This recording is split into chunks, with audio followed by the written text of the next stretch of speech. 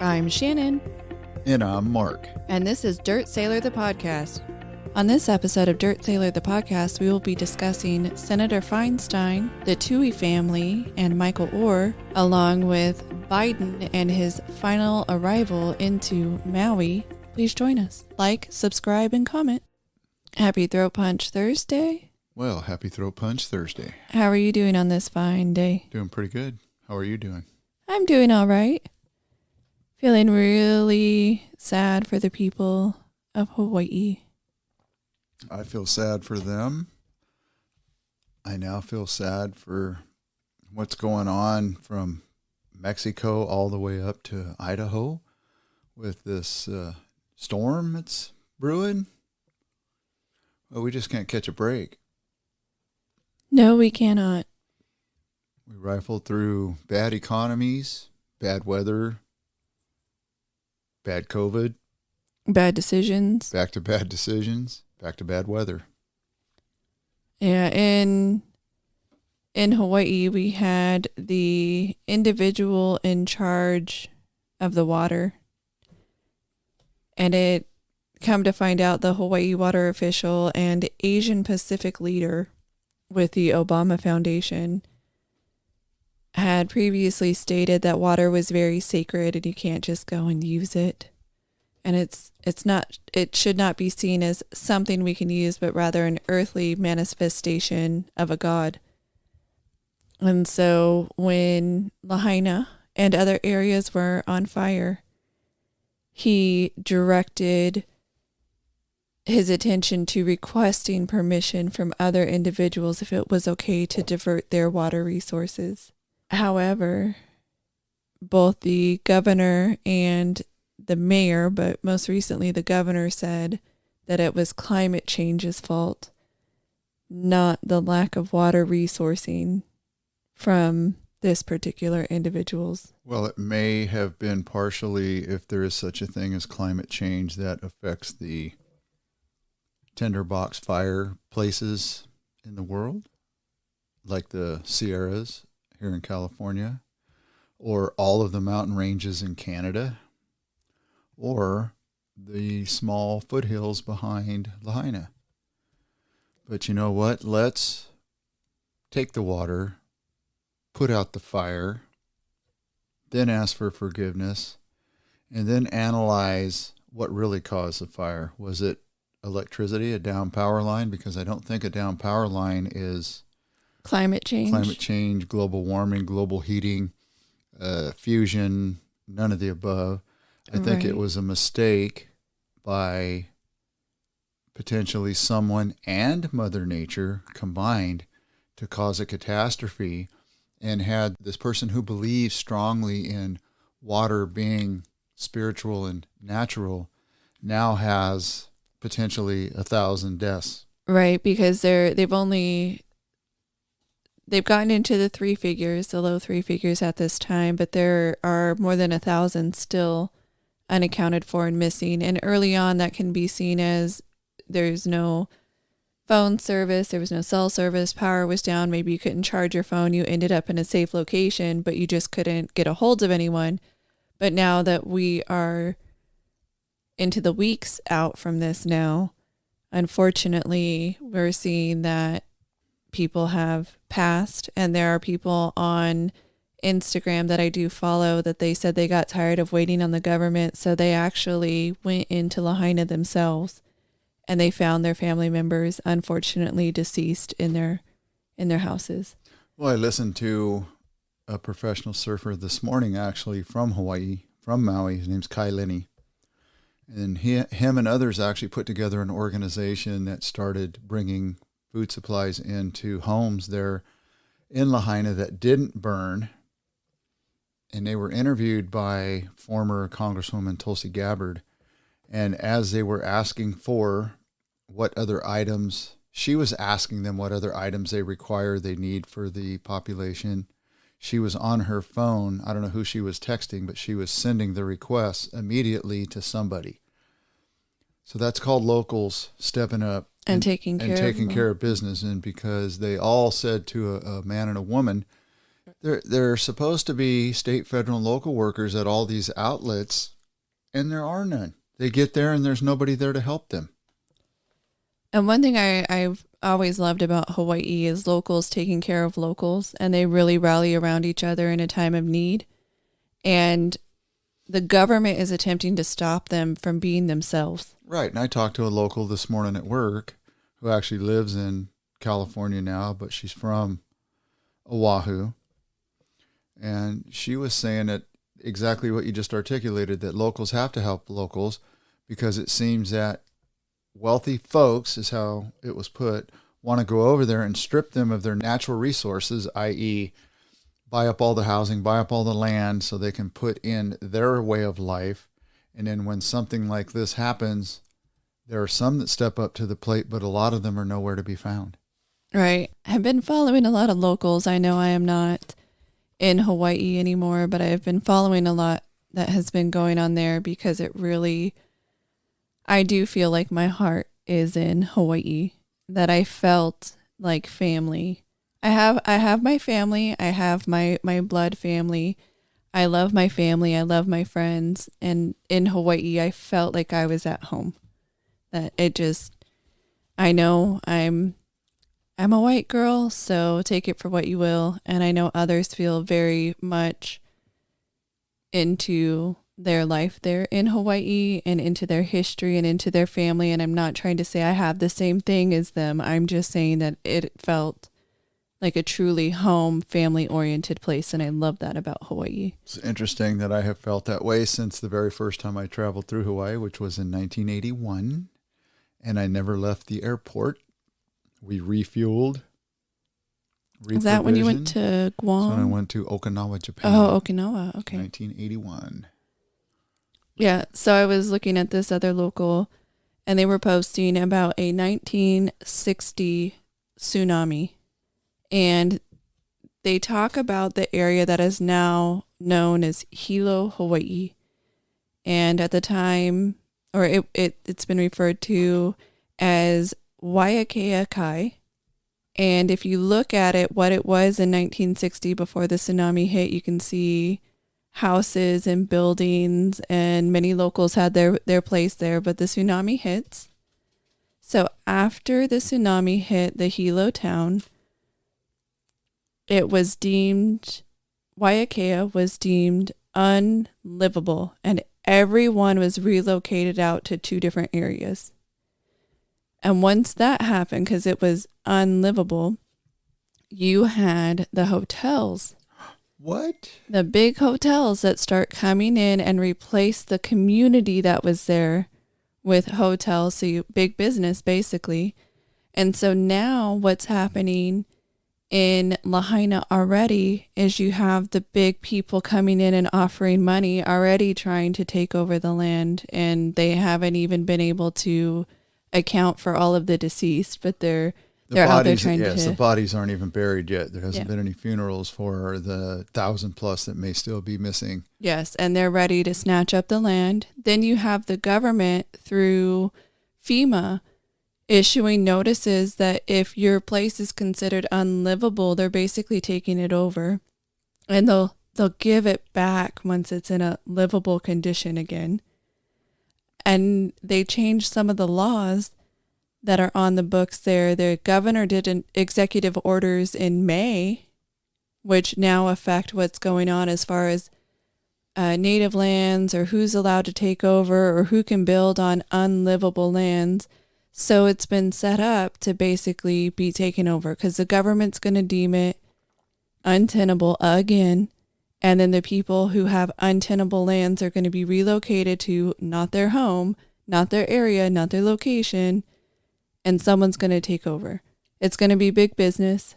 It's going to be someone with deep pockets, someone looking to have nice shoreline, beautiful views. People are already receiving eviction notices, and their houses weren't destroyed. Wow. They have nowhere to go. There's already people who are displaced, and they're having a hard time relocating them. But in addition, now you're going to have people getting eviction notices, and their houses weren't touched. Their locations weren't touched. It's incredible, isn't it? So where are they housing all the people that did get displaced, that their homes were burnt down?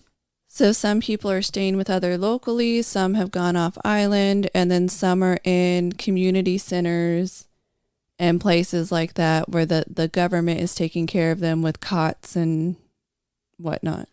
That is interesting. My sister-in-law, your aunt, had a suggestion. Why don't we send a cruise ship over there, let the federal government pay for it for 6 months or so, park it off the coast, and put all the displaced on the cruise ship? Yeah, you can probably even ask one that's been re-outfitted and not put back into service, or one that is going to get taken out of service and put out there. We have the hospital ships, and I understand this isn't a hospital type situation, but we have the ability to do it. So yes, why aren't we? Well, there's plenty of things to do other than rape them of their property, create laws that allows you to take their property and then say, hey, we're going to go ahead and help you, but we're going to put you on a cot in an open barracks or in an open gym with 500 other people. Yeah, live in the open. How classy is that for these poor folks? And then still say we're open for business. And so there's two schools of thought on this, even from the locals. So some are saying, yes, I understand why we don't want people here. Don't go to Lahaina, don't go to that area. Totally agree. But then they're actually saying we want people to still come with tourism on different parts of the island, because if they don't, that means someone else is not working. Someone else can't put food on the table. So it's 25% driven by people coming to have a nice little visit. It may not feel like the right time for all, but some locals are saying that if we keep them away from Lahaina and they stay on the other side, that maybe it's still okay. Right. Let them stay down in Kihei and Wailea. Yeah, I get it. It's the locals are probably very upset at the way things are playing out. I don't blame them. Don't blame them one bit, because it happens here. We have people that live up in the mountains, been there their whole lives. A local utility company makes a mistake. A wire drops, burns hundreds of thousands of acres, if not 1 million acres, destroys all kinds of homes. And then they don't want you to rebuild. And then when you do rebuild, the insurance companies don't want to insure you. It wasn't your fault. Right. It was PG&E's fault, or it was insert other utility company, but I'm going to go with PG&E. And if you look at what PG&E did, they donated to Gavin Newsom. And so it was not called a Paradise Fire, but the town of Paradise burned. I can't remember the name of the fire at this time. But that fire that burned the town of Paradise and killed what was one of the deadliest fires, and unfortunately now it's the fire from Lahaina. But they donated to Gavin Newsom, and then while Gavin Newsom was the governor-elect, he hired a legal firm to start crafting a law to help PG&E not bear the brunt of responsibility financially for the fire, even though it was their lines that did it. And so that passed and PG&E was protected. So something that I'm wondering is if they'll do the same thing for Hawaiian Electric if it's found that they were in fact at fault. But apparently the government in Hawaii and other places, but the government has been requiring more investments in green energy. And because of that, they aren't putting in the resources to take care of the lines they currently have. And so if they know about a problem, that their lines are bad, but then they're not resourcing it as they should, who's at fault? The government of Hawaii telling them to invest in green energy, or them for not taking care of the lines that they had? Well, they still have a business to run. I'm sure that if they would have went to the hotels and some of the corporations there and said, hey, we're going to have to bump your fees up a little bit to pay for the repair and maintenance of these old school lines, I'm sure that they would do it. Because just turn on the news, look at what happens when you try to circumvent reality, not take care of your property, not take care of your power lines. not do your due diligence and run your company. 100%. Something else that is an unfortunate experience is we have Biden as president. I say it's unfortunate because he's on yet another vacation. But don't worry, he's taking a day out to fly to Hawaii to give his condolences, say a little speech, and then be back on vacation in Tahoe, on the Nevada side, of course.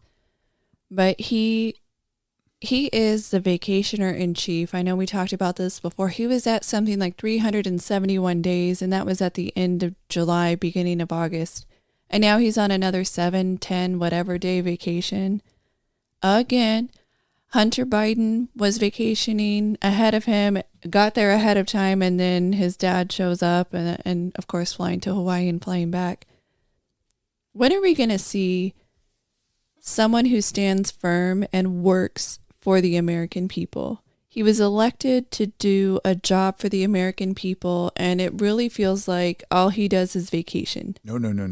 You got that all wrong. I do, apparently. I really do. He was elected, and he ran and then was elected to displace Donald Trump.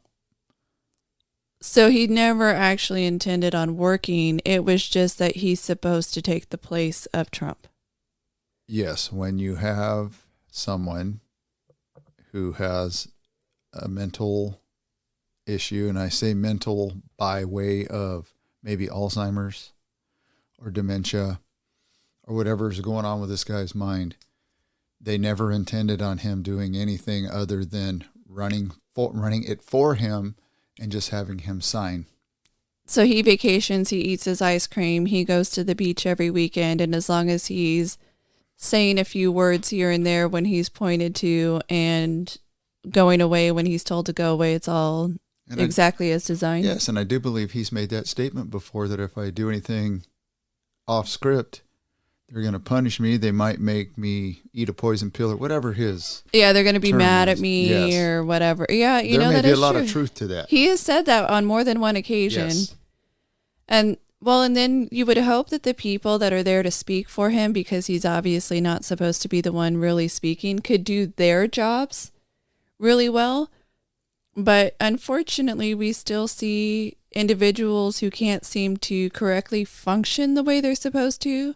So the press secretary, in talking about what Biden is doing and what the administration is doing, can't get the sex of Senator Mazie Hirono correct, mispronounces her name too, and then also mispronounces the name of Senator Brian Schatz, calls him Sharts. Yeah, that's not embarrassing. Not at all. But he shard himself. Yeah, within 15 seconds or so, 20 seconds of giving a little speech, she can't get two sitting senators' names correct. Isn't that her job, speaking? And I know Biden is the gaffer in chief, but really she's doing a pretty good job of also giving her gaffes. What do they call her? The binder? You know, at least when Trump's press secretary had her binder out, she did an excellent job of keeping organized. What we see, unfortunately, from Karine Jean-Pierre is a disorganized binder. Well, maybe she's another one that's, trying to do a noble thing, but she's a little bit out of her league. Well, they say that they hired her because of her skin color and her sexuality, so then basically they didn't hire somebody based on their qualifications. I think they just wanted a photo op. That's why she was hired. It would appear so. Unfortunately, I don't feel like she does the job any justice. But I don't feel that any of the current administration does anybody any justice. I think the American people, like you said, need to wake up, and they need to find somebody that can run a country, articulate a position, not be taking money on the sly through their drug-addicted son, because the evidence does bear out. It happened. We know it happened. You can see it. Congressmen, congresswomen, senators have known it for multiple years, not just while he was president, not just while he was vice president, while he was a senator. Right. It has been going on for a long time. And you know what? Now that we are seeing the Hunter Biden case go to court, but then now the charges are being dismissed because they're going to take a new look at the case. Hunter Biden's attorneys are putting forth that if he is charged again and they have to go to court, they are going to call Joe Biden as a witness. And what that does, it's not just calling his dad for a witness, because technically they're saying that part of his dealings was with his dad. But who is prosecuting Hunter Biden? The Department of Justice.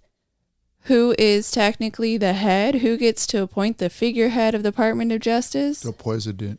Right. So they're basically saying that they're going to abuse the ability to put the president on the stand in order to strong arm them into dropping all charges.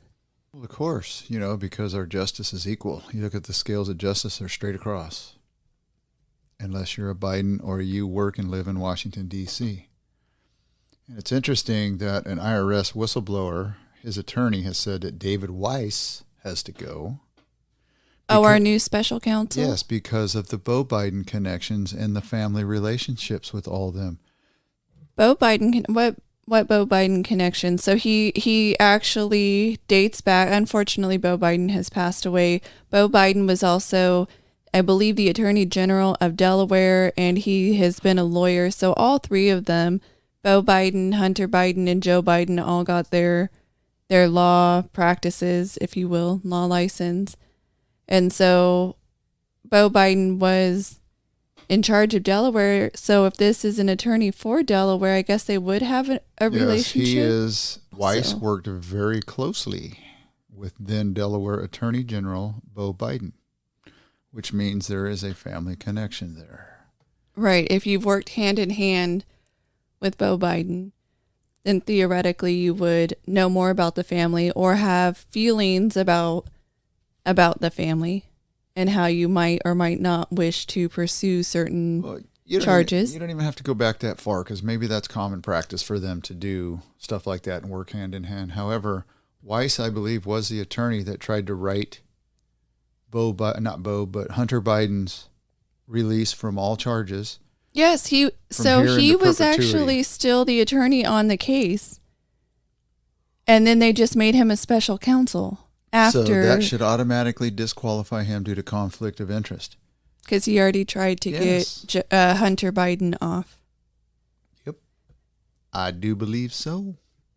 Yeah, something that we are seeing with the Hunter Biden case and Joe Biden is that all of the excuses that were made, I never discussed it with my son. I didn't even know who he was working for. I had no idea what the company was. I've never met anybody, never talked about it. And then as it comes up, well, you were at a dinner with his colleagues. Oh, well, we only talked about the weather. No, you said you had no idea who they were and you never met them. Now it's we only talked about the weather. So they're walking each piece back. And so all of the little fibs, not just the big fibs, but all the little fibs are also coming out, and we're able to see the truth. So to which truth do we get to attach ourselves to this time and next time and the time after? Because it's, I wasn't talking about business. It was only the weather. I had no idea he was in business. Oh, now I'm going to tell you that I wasn't specifically in business with my son. Oh, so you were taking out of his pocketbook, but you weren't in business with him. Is that allowed? Well, apparently our vice president at the time, Joe Biden, when all this was taking place, was like Hillary and others using burner phones, as they were called on the news. Burner phones and burner emails. Under assume and different names. Yep. So far I believe they've linked up 3 different email addresses to Joe Biden, and one, they were able to show that Joe forwarded a work-related email. Work-related means he was the VP at the time, so any work was his work as the vice president. Then that information goes from his pseudonym email address to Hunter Biden. So I wonder if that CC'd paperwork was confidential. Maybe. Why would a non-government official be allowed to look at confidential information if it in fact was? Right, or even if it's not, for official use only is also something to consider. You don't even have to have confidential, secret, top secret, any markings. Even a for official use only should be enough to say this doesn't go outside of you. Yeah, maybe you pillow talk it with your wife, but you don't actually send the emails to your son who is in international business with these different countries. Foreign countries, by the way, without being a registered foreign agent. Just saying. Just saying. Gosh, we have a lot of problems in and with our system, not just with Joe Biden. Another person that we have at the forefront of California, our representative here in California, is U.S. Senator Dianne Feinstein. Diane, another person that I don't recall who I am. Yes, so she is the oldest sitting senator. She has a bunch of health problems. She's been kept from being on the floor for many a weeks at a time because of her unfortunate health problems. She's someone who should have retired before running for this last re-election.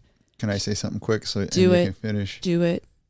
Just like others within Congress, the Senate, other corporations, people we know.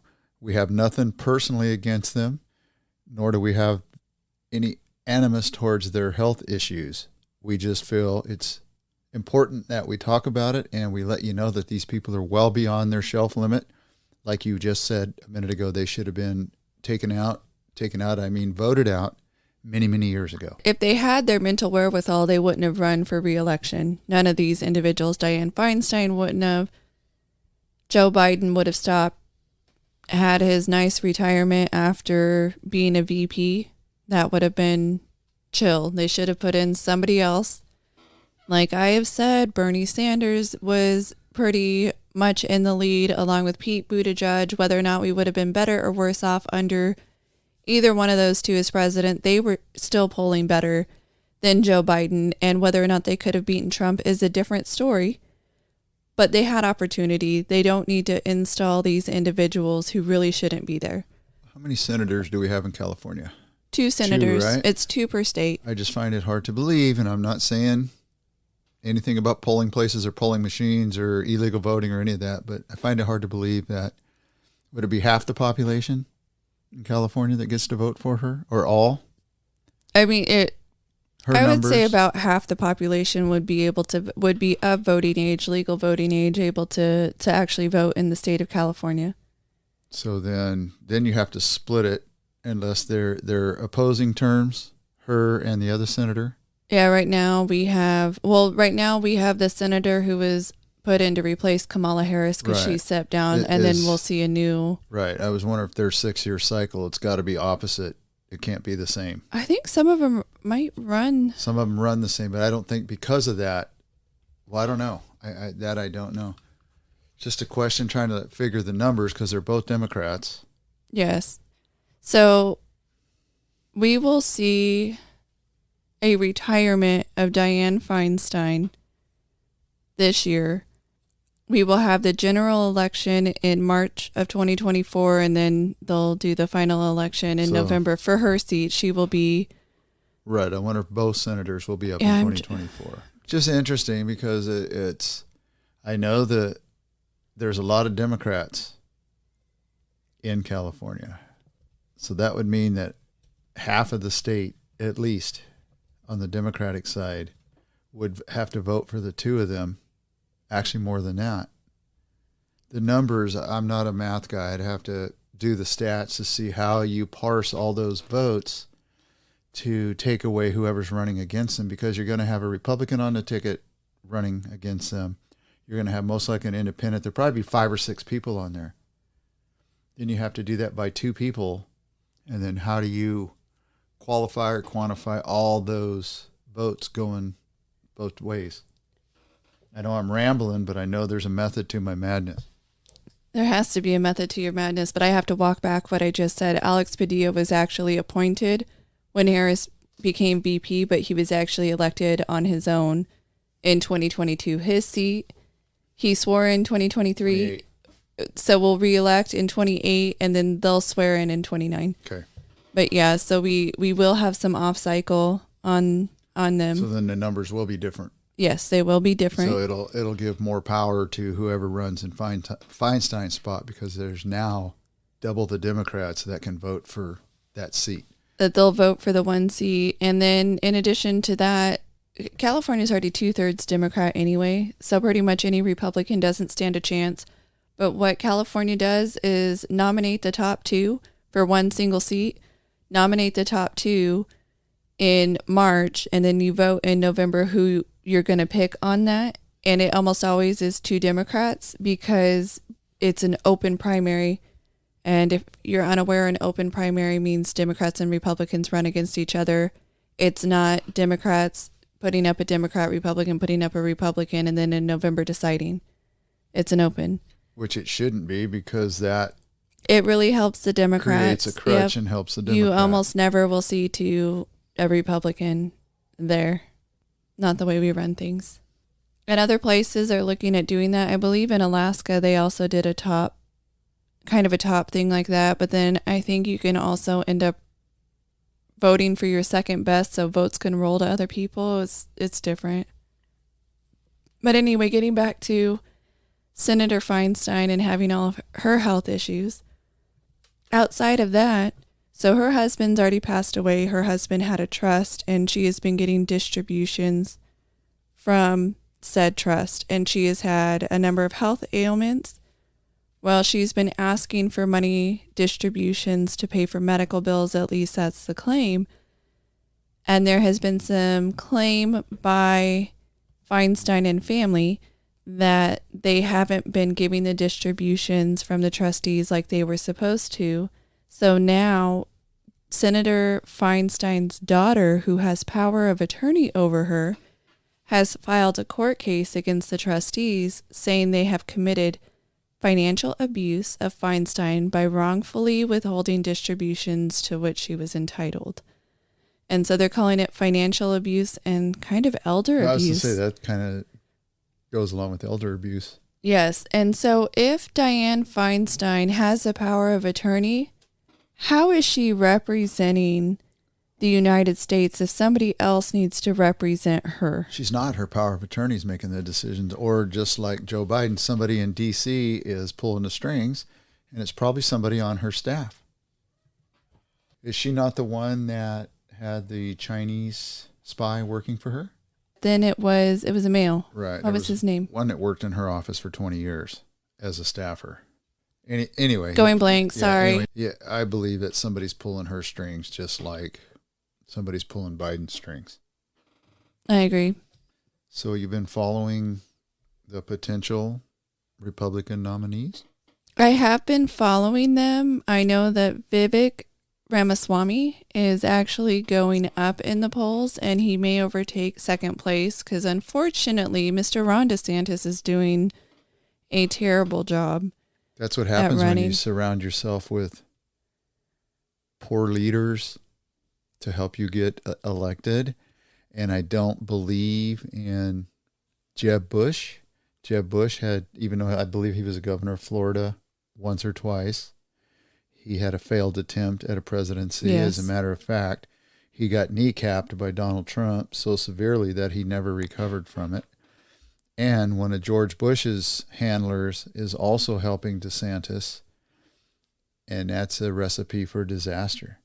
What got DeSantis elected in Florida is what he should expound on and have the proper leadership. And I do believe he whacked a couple of people, might be, I want to call it his office manager, but it's his campaign manager.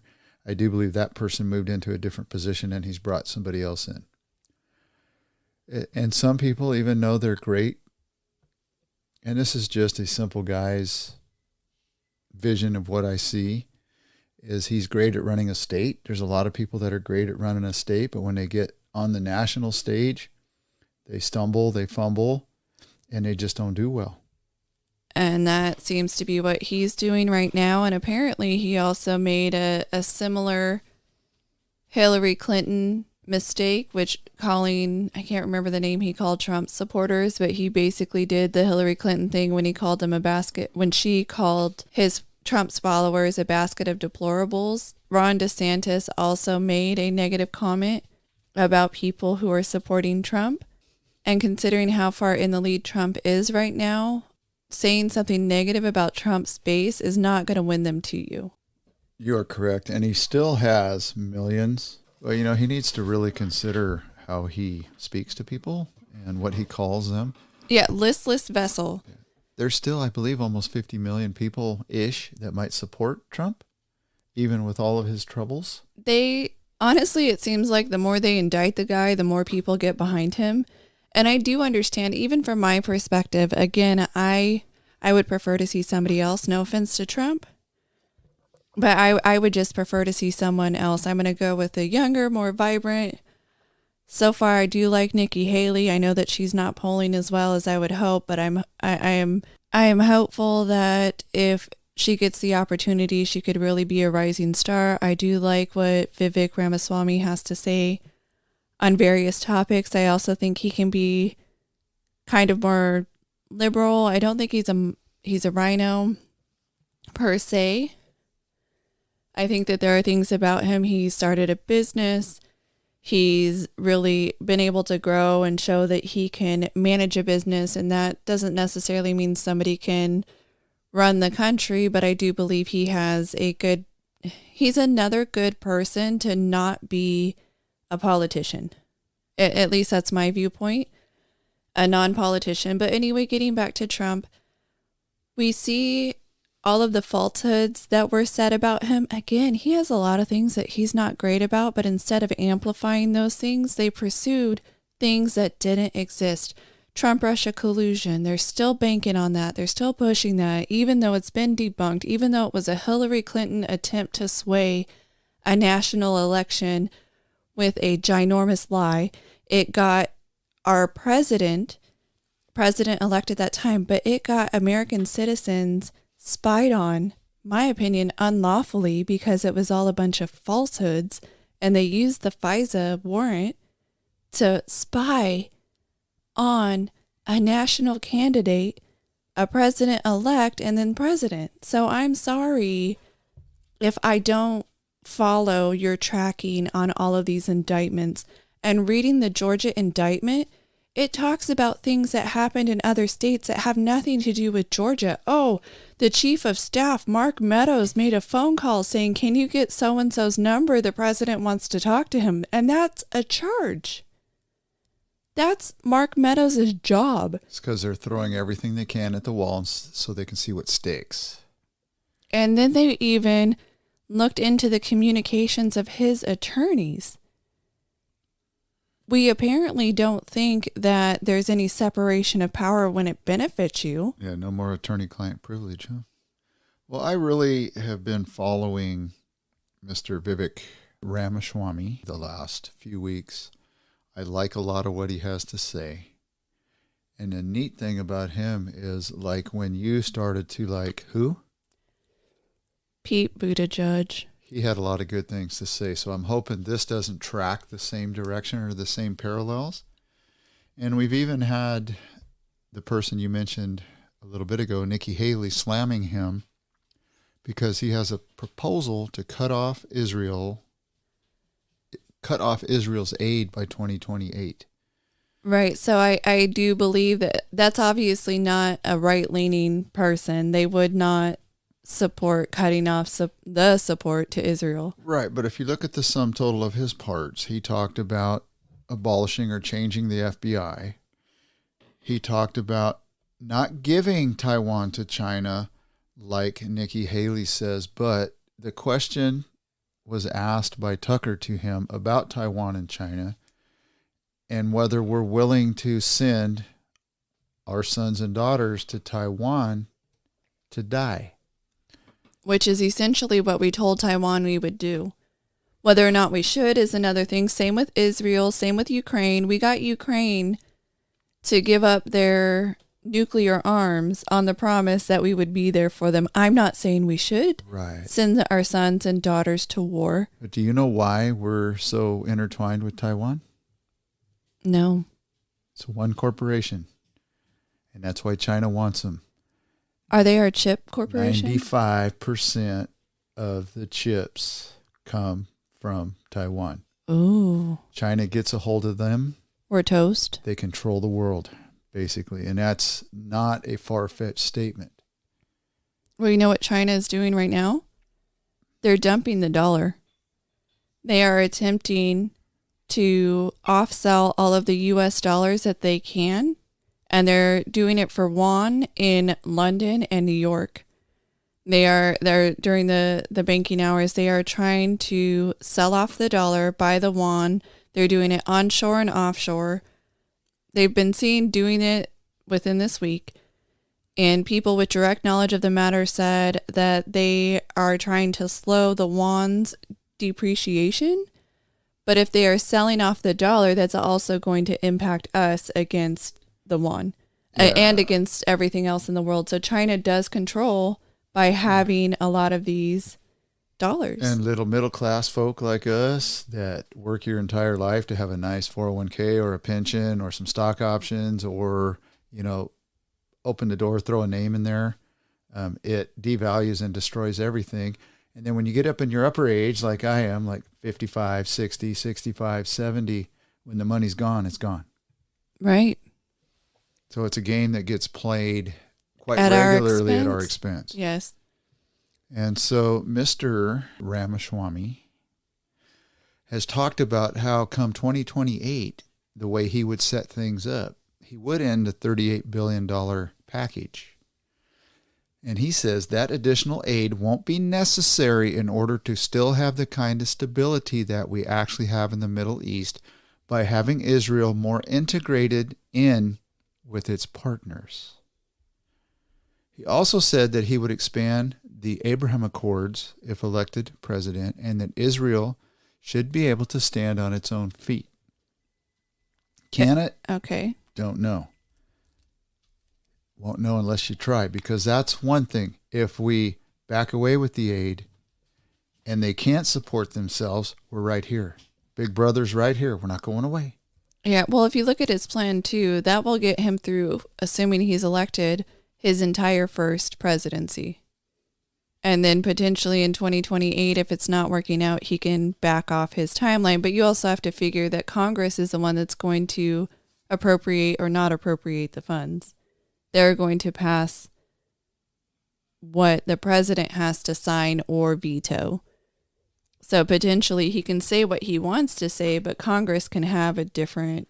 Absolutely. And what's going to be interesting, because you get to see all this cannon fodder go back and forth between all these candidates, and we'll get to see during the debate actually who shows up with the big people pants. Well, apparently it won't be Trump with any pants or outfit or anything. He's going on Tucker Carlson at the same time that they're doing the Republican debate on Fox News. He's going to do a sit down with Tucker. And I guess that is to try and pull from Fox News and viewership, etc. And there's even talk that he may not go to any of the debates. Well, if he's up by 28 to 30 points, he doesn't have to. Yeah. He gets to set the playing field. But I like Haley too. Don't get me wrong. She's always been very smart, very articulate. She did a great job when she was at the UN. She did a great job as a governor. Yeah, South Carolina governor, ambassador to the UN. She's taken a lot of heat for her name. Right, saying that she whitewashed her name instead of going with her Indian background. Even though Nikki is apparently her middle name and a name that she's been using forever, and Haley is her married name. And even though she is actually Indian, and we have a senator who tried to portray herself as the other type of Indian. The native Indian? Yes, and was a very fraudulent person in that respect. And keep in mind, I've had individuals tell me that if you say you're Native American, it really does you no benefit, especially back in the 80s and 90s when Elizabeth Warren was pretending to be Native American. But if you look at her bio, her hiring, and everything that she's been about, they touted the fact at Harvard that she was the only Native American on staff that had a professorship. So, yeah, she used it, abused it, and stole from others. what was, would she have gotten hired? I understand that they were trying to hire more women, but they wouldn't have had that little check mark of the box that says you're Native American. Now, if there was another Native American applicant, guess who got passed over for her? Absolutely. And a little quick sidebar to that. I watch an Australian senator. I'm not going to give you his name. You can look up the Australian Senate and you can look at all their speeches and you'll be able to pin exactly which guy I'm talking about. But he was talking today about natives to Australia. And a big part of it would be Aboriginal. Yes. Because there is some bill in their House or their Senate talking about how long they've been here and certain type of recognition there in Australia, and they're looking for some more notoriety or there's something going on. And his discussion today, or his speech, was about, hey, the cost of living here in Australia is ridiculous. The cost of fuel, same problems they're having there, we're having here. Cost of fuel, cost of food, on and on and on. And now they're trying to bump up and say that indigenous people were there for 60,000 years now and not 40. And he said through his lifetime of being an Australian and living there, they've gone from 20,000 years to 40,000 years to 60,000 years when there's no historical evidence, there's nothing fossilized that's been found, there's zero. Yet they're going after numbers for, just like we're doing with all the other things we're doing across America with, I don't want to say it, but starts with a T, ends in an ism, and all kinds of other things. Are trying to make something out of something that's really not there. We seem to do that a lot across the world, making something that's not there. Or if you have the audacity to look into that very thing, you're shouted down, you're chastised, you're canceled, etc. And we've seen it in different areas. So one that comes to mind, one in Canada, I should say, that comes to my mind, is that there was an officer who, at the Ottawa Police Services, so Ottawa, Canada, she was a detective that was on a specific unit. It was called the Sexual Assault and Child Abuse Team. So her job was more specifically to look into child abuse claims or children that have unfortunately died, to look into the reasons behind why they may have passed away. So this detective is being charged with disorderly conduct for investigating the vaccination status of the mothers of deceased infants. And it has been shown that she sent 2 emails to the then police chief to discuss a spike in infant deaths and a number of police officers with COVID-19 vaccine-related heart problems. So they got the vax, now they have heart problems. So she said, this is a quote, "Overall, my intention, depending on what I found and the information I collected online for further investigation, was to present a case and package to the OPS and SACA, which is, again, the Sexual Assault and Child Abuse Team, and say there's something alarming going on. We had dealt with a huge spike in baby deaths, and what are we going to do about it?" So she told the sergeant during the investigation that was being conducted that that's what she was looking into. So the professional standards unit starts to look into her, and they start investigating her, even though she was looking into children dying and the possible link to people, the mothers getting the vaccine. So she was asking the mothers, were you vaccinated or not, to see if there was a link between the two. And for that, she faces the charge of discreditable conduct for conducting an unauthorized project by probing the sudden deaths of 9 infants. They should call it the "we don't want to get to the truth" department. They should.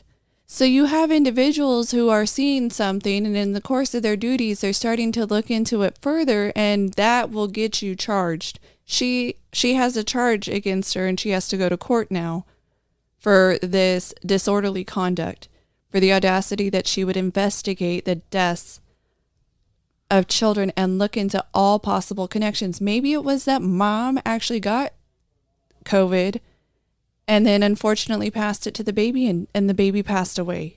But the idea that you cannot look into anything that hasn't been deemed looked intoable by the government is appalling. Right, and that's why there's still excess deaths in masses around the world right now. Because you're not allowed to even ask and look into a connection, or the people in charge of the NIH will say you can't have funding. If you want to do the wrong study, they will not give you funding. You think they're going to let you look into them? You think they're going to let you look into the possible associations between whether it's just the sickness, not even the shot, just the sickness alone could have caused something further in people. Oh, we don't want to make a correlation. It's interesting that in 2022, Moderna gave the NIH $600 million. Yeah, as a thank you for the billions that they made after getting... Why is it that there's a lone voice out there in Senator Rand Paul that continuously finds this stuff and is bringing it up?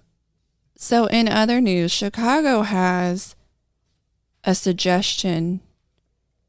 Actually, a Chicago Democrat has a solution to reduce the homicide rate in Chicago. And that is to ask the gang members to restrict their shootings to evening hours only. Oh, thought it was better life support equipment. Yeah, they want to do a group called, I guess there's a proposal from a group called Native Sons asking gang members to restrict their shooting between 9 p.m. and 9 a.m. And that's we have to start somewhere. Our goal is to approach our city's gun violence problem strategically and not all at once. So do you think the gangbangers who are already acting illegally by shooting people and shooting at people and having probably an illegal gun, that they're going to say, oh, they asked me, dude, it's 8:50. I got to wait 10 more minutes before I can shoot. You think that's going to stop them? Oh, yeah. They're actually model citizens. And they're actually the reason we have all these crime laws. Is because they follow the law and we're able to use them as a model or a pattern of how we should do things. Absolutely not. These people are off their rockers. How about you not worry about, oh my God, the Second Amendment, we got to take away everybody's guns. Why don't you enforce the law? We just had the White House again come out and state that we need to ban the assault weapons and more gun restrictions, etc. But what's really funny is none of them give up their guns. They don't tell their Secret Service and other agents protecting them that they no longer wish to have guns around them because guns are the problem. I find that really interesting that they never go that route. Lead by example. Yes, and then you have AOC and other squad members, as they're called, who want to defund the police, who want to say no to the Second Amendment, that people do not have the right to arm and protect themselves, but yet they are spending 6 and 7 figures on having their own bodyguards keep them safe. They can hire bodyguards, but the idea that you probably don't have the money, I know I don't have the money to have a bodyguard all the time, but they get to pay for a bodyguard. They get to have that money to do that. But the rest of us, no, you can't protect yourself. You don't need it. What's that called? Hypocrisy? Well, yeah, or good for thee. Good for me, but not for thee. Yes, that's what it is. Well, speaking of good for thee and not for me, what's good for me is not good for you. No.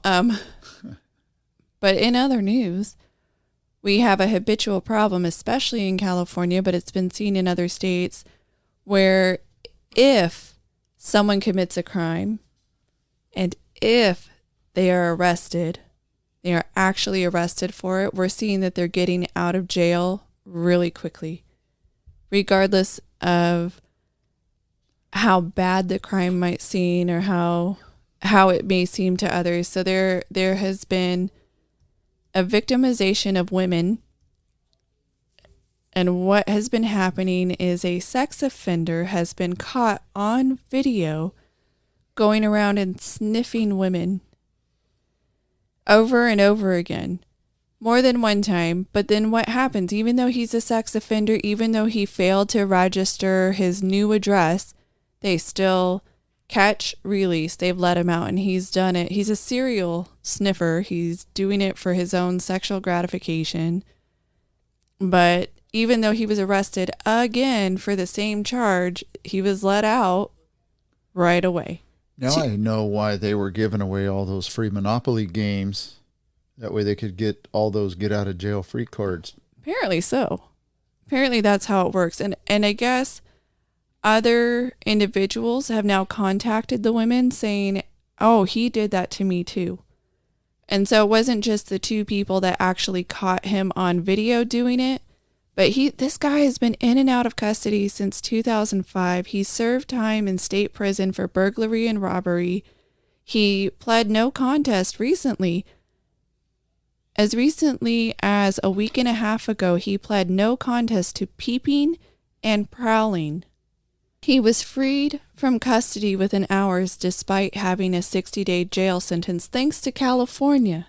Right, and if somebody tries to defend themselves against him for one reason or another, they will be the ones that will go to jail, stay in jail, and then be prosecuted. Yes, because of course if you were to protect yourself, but it was only a little peeping, it was only a little sniffing, it was only a little touching, like it's not worth defending yourself. It was only a little stealing, it was only a little burglary. But now that we have smash and grabs that are getting hundreds of thousands of dollars at once, now Los Angeles wants to have a special task force to look into the retail theft. The retail theft that they basically condone, saying it's not a problem because they're just trying to put food on the table. Well, you let it get big enough, now you're going to have a special task force. How about enforce the laws and stop decriminalizing people who are doing these things to society? What a mess. Yeah. But as we have said before, they create the problem. And then they say they're the solution. They say they're the solution. So I knew this was coming. I'm surprised it didn't come a lot earlier. That women in the Army SOF are sidelined by benevolent sexism, a study has found. SOF? Yep. Special Operations Force. That's what I thought, but I just wanted to make sure that there wasn't. Rangers, 101st Airborne. Is it sexism that stops them? Well, let me read this to you. I would like to be read to, please do. In the most masculine community on earth, not only do service women contend with undue interest from their male counterparts, they also encounter hostility from jealous spouses and benevolent sexism that can keep them off of deployments and training ops due to perceived fragility. And then it goes on for a bit, but for me that's twofold. Because I knew things like this would always happen and happen in certain entities because there are males and females. There are hormonal things both ways. Guys are really hormonal, and right? Nobody wants to really talk about that. But guys are worse than women. There's no doubt in my mind. And when you combine that mix, especially when you combine spouses that know they may be married to a woman that's in SOF, but he's not that. He's a dentist or he's a auto mechanic, and he looks up to these other guys as bad you-know-whats. I don't mean bad men, just they know how to handle things. And they get that insecurity, so it causes a problem. I get it. But there can be insecurity both ways. Yes. Women can be insecure in their relationship. And in fact, even outside of insecurity, a lot of military relationships end in divorce. There is a lot of stress there. It's high stress. You're away from your significant other for long periods of time. And for the people that end up doing their 20, 25, or 30 years, it seems like once they retire, they have a hard time spending all that time with their significant other. So then they get divorced because they just grew separately over those years. But I can understand that there would be sexism involved. And I can understand that it could stop potential duty assignments, as it were. So why not have all female units? If you're going to have all male units, I know there's been a lot of opening it up to both sexes, but I'm not opposed to having all female units. Well, maybe let's just take America. How old? How old is America? In the hundreds, family, Okay. a couple 100 years old. So what has this country done to women over the hundreds of years? No, they oppressed them for quite a number of but years. They still put their looks up on a pedestal. Okay. So therefore, this might still be, along with hormonal things, ingrained in a man's head that women are beautiful. They're supposed to be held up to a higher standard. Oh, you're supposed to protect them. You can't put them in harm's way. Protect them. All that mishmash that goes along. Because if you look at the Muslim side of women and their men, that's why they wear what they wear. Well, that's because we're told that we are the problem and women must cover themselves up not to risk a man having hormonal issues. And the men, obviously, on their side of the fence, have control issues also. So men are the problem. So then have all men forces and have all female forces. You described it just perfectly. Absolutely. Men are the problem. Problem solved. No, but the reality within our military is we do have issues within our military. And sometimes that includes us not taking care of our people. One example that has been happening recently is on, I'm going to call it Fort Hood, even though they changed the name of it, on Fort Hood.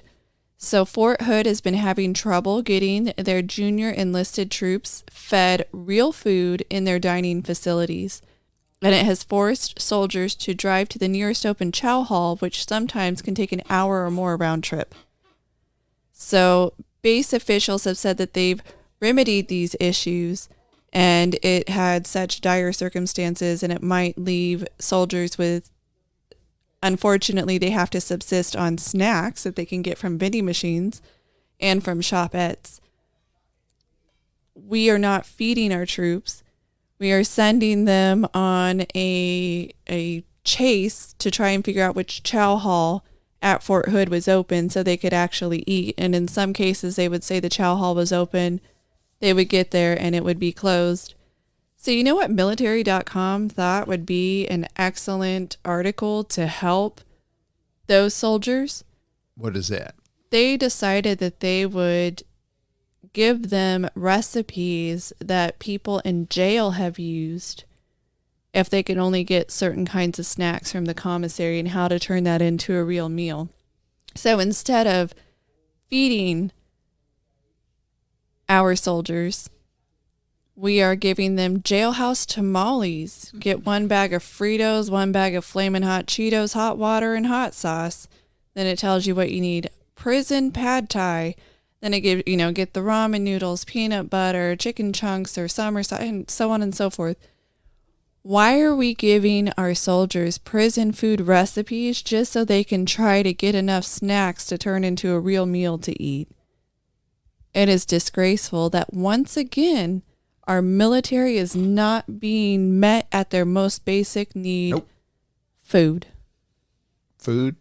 Housing. How many times have we heard water. That they have no access to safe housing, that they're being overrun with mold issues, or they're being kicked out of their place and they're not being given enough money to live off post for that area. They can't get enough funds. Their BAH doesn't even meet the basic need in that area. They don't have access to clean water, over and over again. So now we want to teach them how to make prison food. Thank you, military.com. And I know you're doing a solid trying to help out, but that shouldn't be the best we could do. That shouldn't be your solid. You can do better than that. But you know who is going to do better? Who is going to do better? Elon Musk and Mark Zuckerberg. They're going to do better. How are they going to do better? They've agreed to a fight, and all the proceeds go to veterans. They have formally agreed to a mixed martial arts fight in the ancient city of Rome. That just sounds crazy. Yes, and my money's on Musk. If gambling was legal. Well, I guess if I go to Vegas, it is. You can decide who's going to win. I wonder what the odds are. I'm sure there's bookies all over the place taking the odds. But speaking of prison, I would like to go back, not fighting, but speaking of prison. So several issues with abuses at prisons have come up. And one is photos have been leaked of a January 6th prisoner who has been, they're claiming, tortured for 5 months in isolation and has been required to stay in a closet type room with the light on 24/7 and use a bucket for a toilet. And this has been the life that they are forcing on this individual.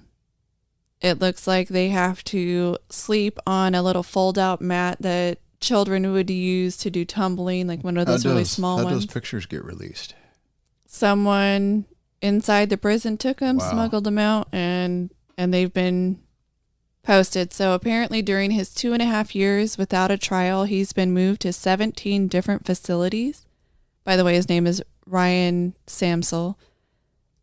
The claim is Ryan has been beaten, abused, tortured, and neglected since his arrest January 2021. So if these pictures are in fact real, that he was forced to go to the bathroom in a bucket, sleep on a mat, he's only wearing a pair of shorts in the video, lights on 24/7, no blanket, no anything, and it looks like he's been given water in a small water bottle. That's all he gets. That is abuse. 100%. Regardless of what he did, I will say at this point, I don't know what he's accused of doing specifically, but we're no better if that's what we're doing to people who haven't been convicted. Well, supposedly, or even if they had been supposedly convicted. he's a violent sociopath who Okay. spearheaded the January 6th Capitol insurrection and riot. So then it warrants, even though we're not allowing him to go to trial, get convicted, that we can keep him in conditions where he has to relieve himself in a bucket, sleep on a mat, and have the lights on 24/7, no access to a blanket. Right, when we should try him, convict him, put him in prison for life if he is in fact this individual they're saying he is. And then pictures like this, if they are factual, won't come out and make the prison look bad. Yes. So another prison issue we have actually here in California. So inmates are suing the federal government over abuse in prison. So there are 8 inmates at a San Francisco Bay Area lockup unfortunately, it's dubbed the Rape Club by prisoners and workers alike. They have filed a lawsuit against the Federal Bureau of Prisons saying abuse and exploitation has not stopped despite the prosecution of the former warden and several former officers. So abuse has continued in the prison, and the prison, it's been alleged that the Bureau of Prisons and staff at the Dublin facility didn't do enough to prevent abuse that has been going on there since the 90s. And there is a culture of abuse and cover-ups. Which prison was that? So it's in Dublin. Oh, okay. It's kind of like that one in New York, huh? Rikers Island or whatever it is. Sort of similar things. So happen. that's a state one, and this is a federal one, but apparently they're run pretty similarly. So now there's another lawsuit. I know the Chowchilla State Prison here in the Central Valley, they were also suing, prisoners were suing because a man who identifies as a woman, and this is happening at women's prisons across California, but this has identified as a woman, so they put this individual into the prison, and he still has all the parts. He is abusing the women, and it's been allowed to happen because in California, if you say you're a woman, no matter what, you are granted that.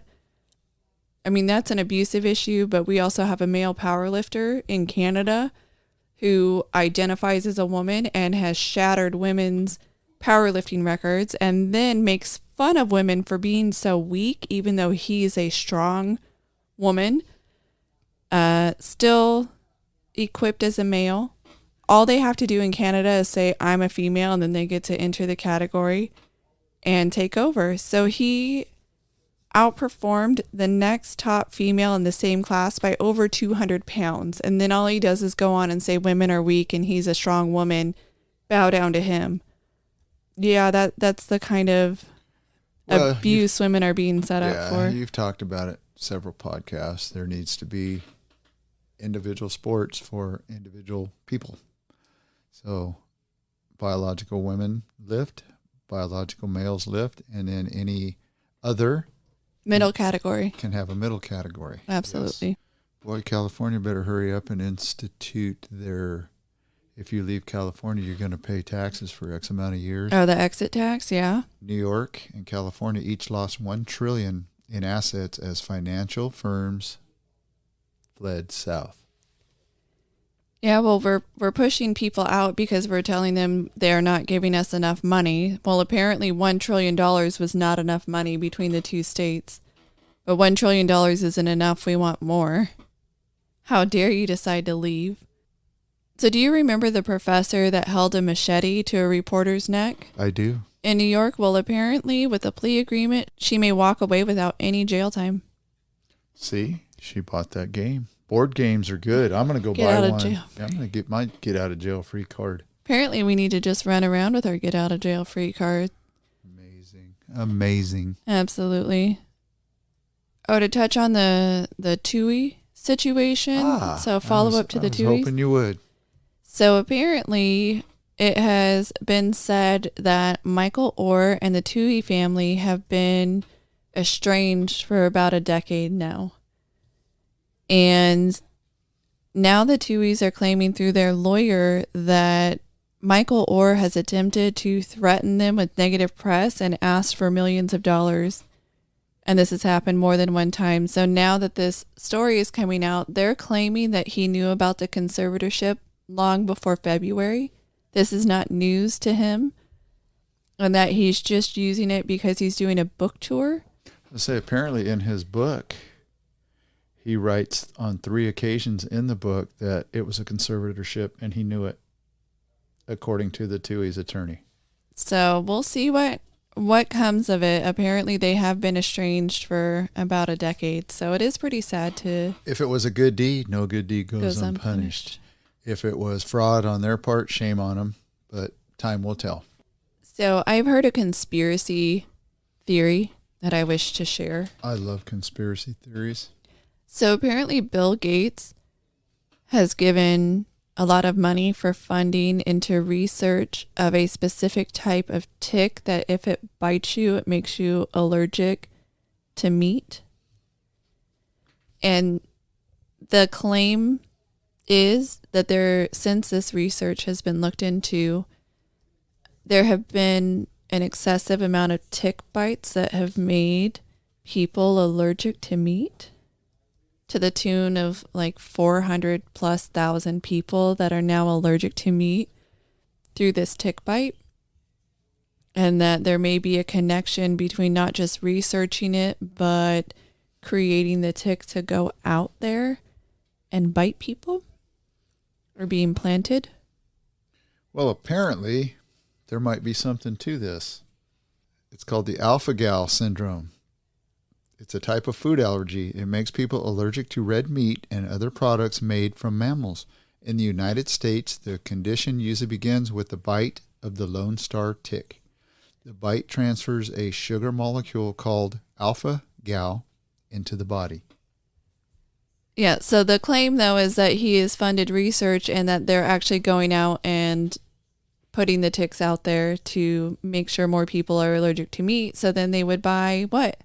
Non-meat products. And what is Bill Gates supporting? Eating less red meat, and he funds the making of fake meat. So conspiracy is that he is helping himself out financially by doing that. But to continue with the meatless, or getting away from red meat, apparently there are 14 American cities that are aiming at banning meat and dairy consumption and the use of private automobiles within the next 7 years. What they wish to do is let people have 0 kilograms of meat, so no meat, no dairy, only 3 new clothing items per year per person, 0 private vehicles, and you're only allowed to have 1 short haul return flight of less than 1,500, this is in kilometers, every 3 years per person. And so this is called the C40 Cities Climate Leadership Group. And signed on to this are Austin, Boston, Chicago, Houston, Los Angeles, Miami, New Orleans, New York City, Philadelphia, Phoenix, Portland, San Francisco, Washington, D.C., and Seattle. All the blue state loons. Yes. Well, Phoenix is purple, but going pretty blue. Austin and Houston, Texas again going purple, so you're getting that purple. But these climate activists are advocating for climate lockdowns, much the same way as they did COVID lockdowns.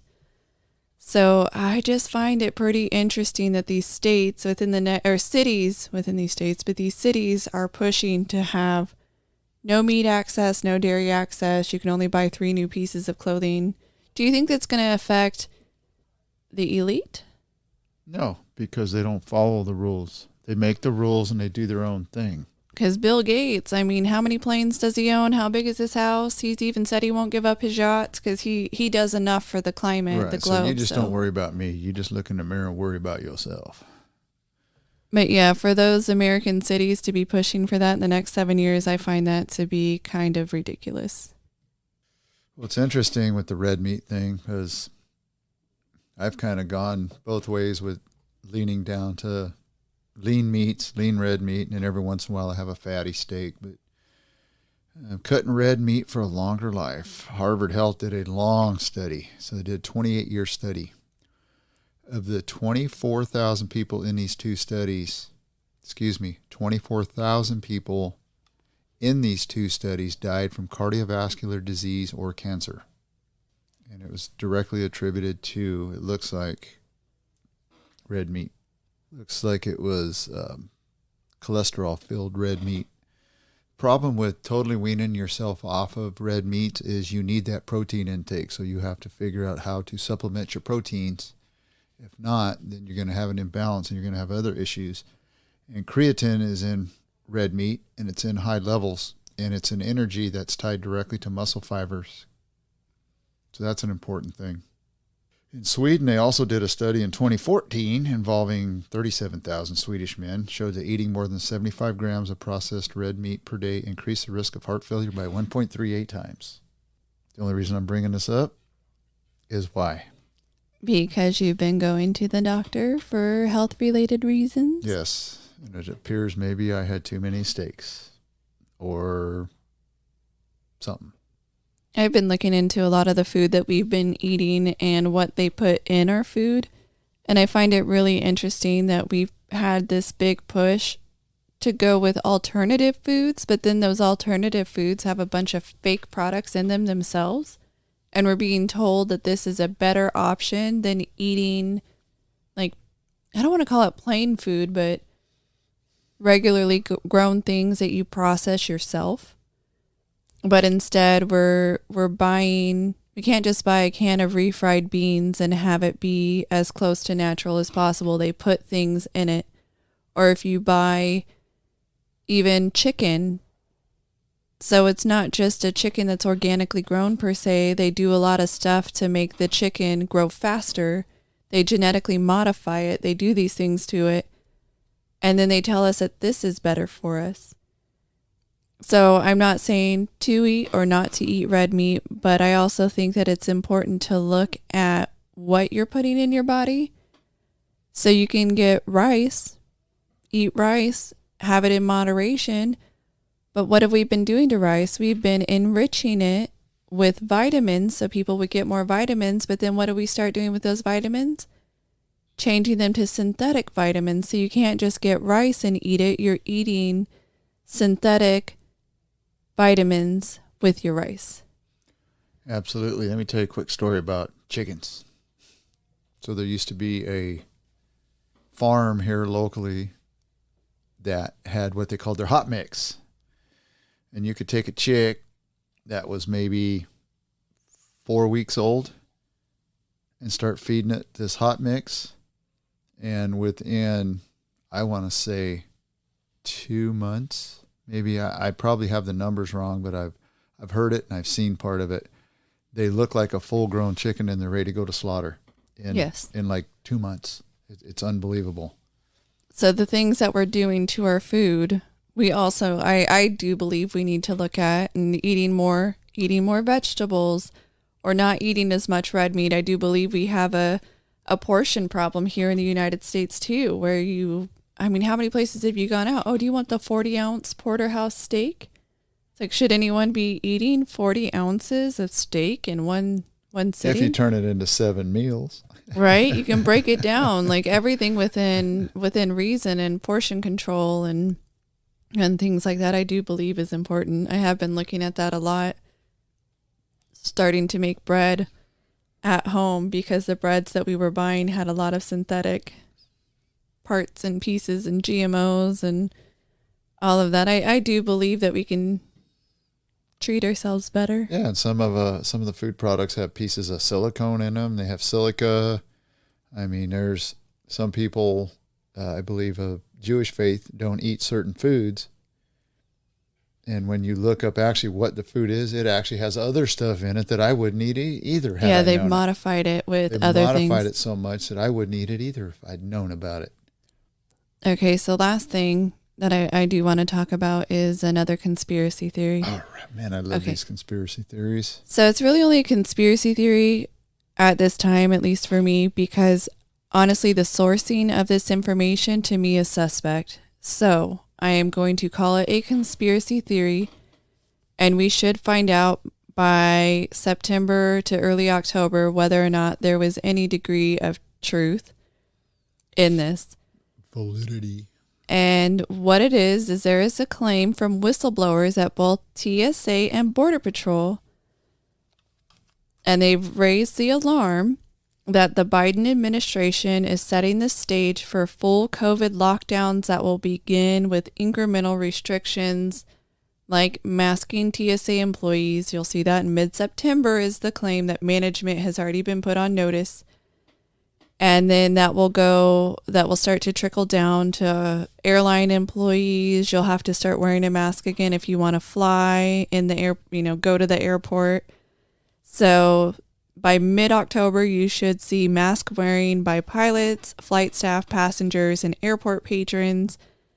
And it will just keep going. The claim from this place is that they have sources in management level positions at TSA and Border Patrol who are claiming to confirm this information has been passed down.